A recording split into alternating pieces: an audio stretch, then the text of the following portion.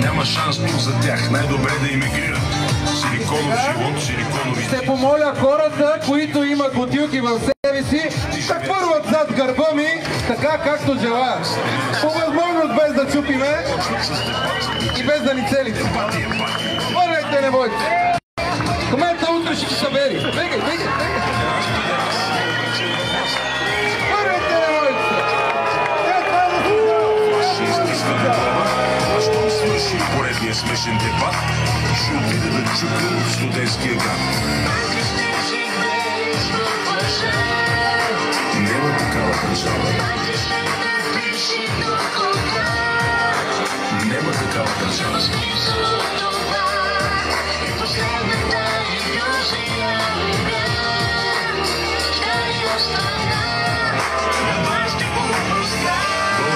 Уважаеми зрители, спите ли? Или чакате да дойдат поредните спасители? Колко пъти се повтаря старата история, изхвърляме единия, прегръщаме втория? Някой знае ли как един милиционер внезапно събужда се милионер?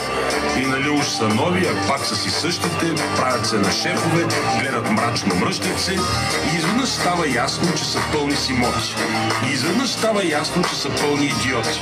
И какво да ги правим сега тия кавали, щом така или иначе вече сме ги избрали? Не ви ли омръзна да ви лъжат на дребно?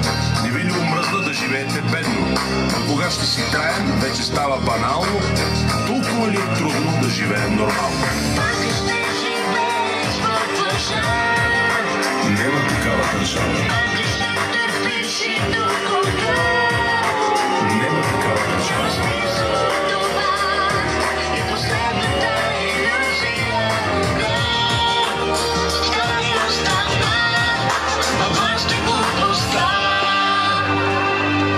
Абе, няма такава държава.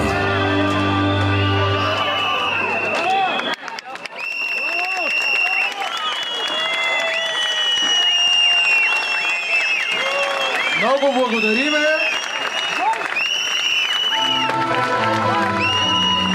Така, като за начало, като за дисциплинирани хора, проявихме нашата любов. Това е най-малкото, което заслужават по резултатите, които ни дават. Радвам се, че днеска сме толкова много. Смятам, че хората, които желаят, винаги биха намерили адреса на даден кмет, даден депутат и така нататък.